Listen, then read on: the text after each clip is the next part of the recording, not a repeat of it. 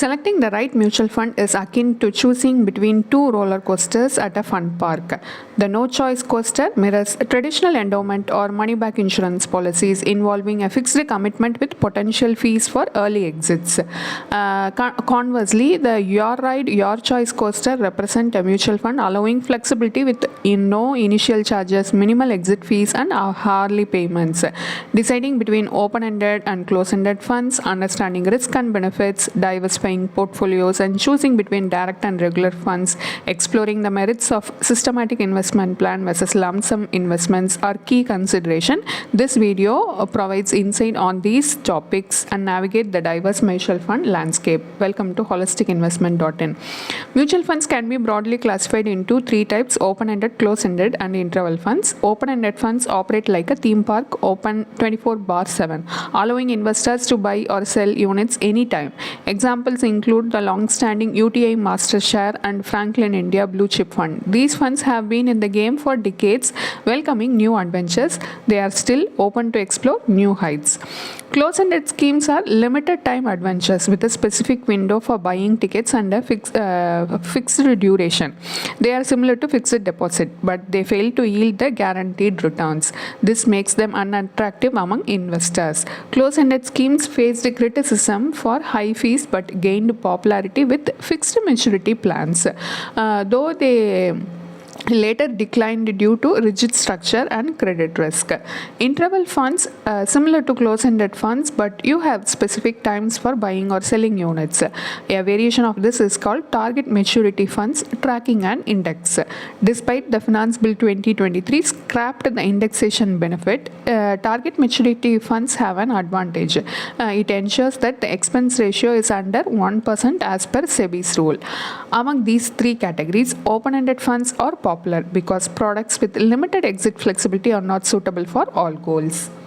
Next, regular and direct plan options in mutual funds. One might come across the words regular or direct suffixed to the fund name. Regular and direct plans in mutual funds differ in how they are sold. A regular plan involves a middleman like a distributor, bank, or platform, while a direct plan is purchased directly from the managing company, that is AMC. Direct funds reduce the cost by excluding middleman fees.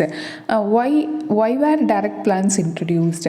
The introduction of direct plans in 2012 by SEBI aimed to eliminate the distinction between retail and institutional plans, ensuring equal access. What should be your choice? The answer is not same for all. The direct plan costs less because it doesn't have the extra fees or commission included in the regular plan. However, regular funds offer additional services through distributors, addressing the need for customer-centric support and in-depth research. Despite the cost savings of direct plans, relying on advisor for fund selection, especially in dynamic market condition, may be beneficial. Unless you have an in-depth knowledge about the mutual fund industry and market movement, it is better to stick to regular funds. A point to be noted is that we don't recommend free brokerage platforms because there is no such thing called free lunch. Free brokerage platforms might involve data collection and cross-selling risk, suggesting caution. The mutual fund utility platform is an emerging option, but for now, accessing direct plans through individual AMC sites is a preferred choice. Growth and dividend options. Choosing between growth and income distribution cum capital withdrawal plan (IDCW) in mutual funds depends on your investment goals. If you need regular income, you can opt for IDCW, or if you need lump sum amount for your future goal, then go for growth option. In growth plan, your invested money grows as the NAV net asset value increases with market movements. Conversely, an IDCW plan provides regular payouts combining interest, dividend, and profits at scheduled intervals. Let us understand the difference with a simple example. Let us assume you invest rupees 50,000 when the NAV is rupees 100. Over a period, the NAV rose by rupees 20. Under growth option, the new NAV will be 120. Whereas under IDCW, the plan announces rupees 15 dividend. The new NAV of the IDCW option is 105. The NAV is swiped out to the extent of dividend declared and paid out. The IDCW plan's name replaced the old dividend option in 2021 to enhance transparency and prevent misleading marketing. Now let us look at the different IDC options. Dividend reinvestment option. It means reinvesting gains into the existing portfolio. In the earlier scenario, the 15 rupees dividend is utilized to buy units at the prevailing NAV, that is 105 rupees. Next is transfer option. It means redirecting gains to another fund for future use. Through this option, any returns earned on the first scheme, that is source scheme, can be transferred to another scheme, which is the target scheme of the investor's choice.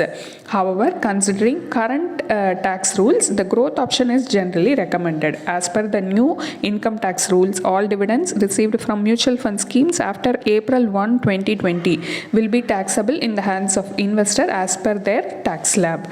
To avail the benefit of compounding and to eliminate tax implication, it is better to opt for growth option. Lump sum, SIP and STP. Beginner's Guide. Lump sum investment. Lump sum investing involves a one-time substantial payment into a particular fund. This strategy is often used by investors who have irregular income. They make investment only if they have surplus. Systematic investment plan, SIP, is a recurring deposit-like strategy, contributing a fixed amount regularly to mutual funds, leveraging rupee cost averaging to mitigate market fluctuations. SIP builds investing discipline and simplifies decision making during market crashes.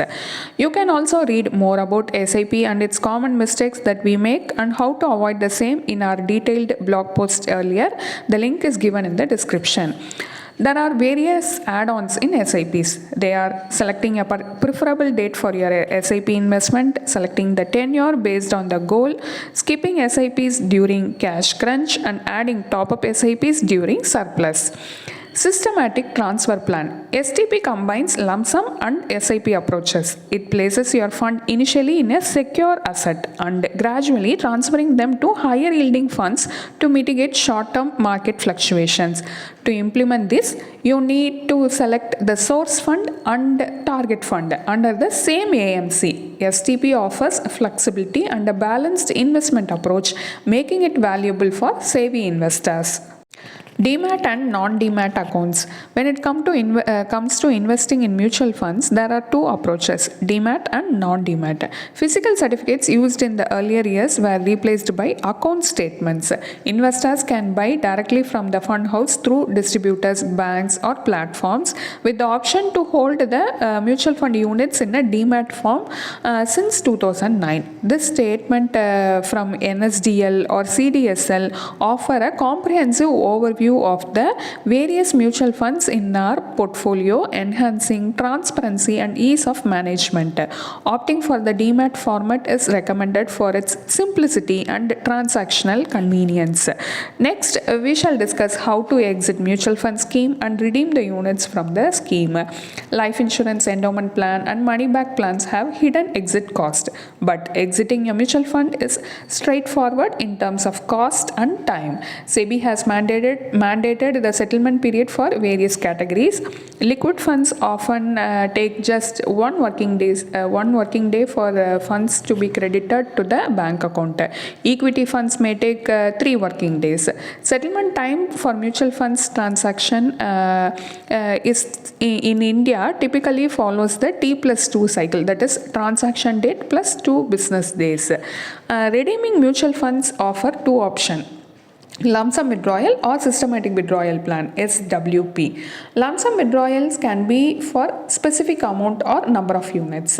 SWP allows scheduled withdrawals for regular income.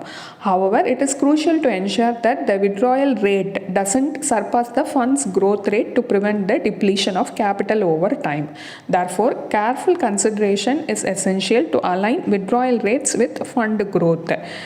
Vigilance is crucial regarding exit loads, especially in equity funds, where early redemption within 365 days may incur additional charges. Setting up a redemption plan aligned with financial goals and risk tolerance is essential for sensible mutual fund investing. In conclusion, our exploration of mutual funds has provided us with a comprehensive understanding of the available options.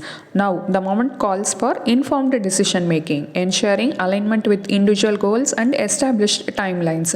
This marks the end of our exploration and the beginning of a planned and meaningful journey in the world of mutual fund investments. For a comprehensive financial plan or to build a diversified mutual fund portfolio for retirement, consulting a professional financial planner is advisable. Happy investing. A detailed blog post on this topic is available in our website and the link is given in the description. Hope you like this video. If you have any questions related to this or any other investment option or related to your financial goal, don't hesitate to book a free appointment with our financial planners. The link to the free booking is given in the description box below.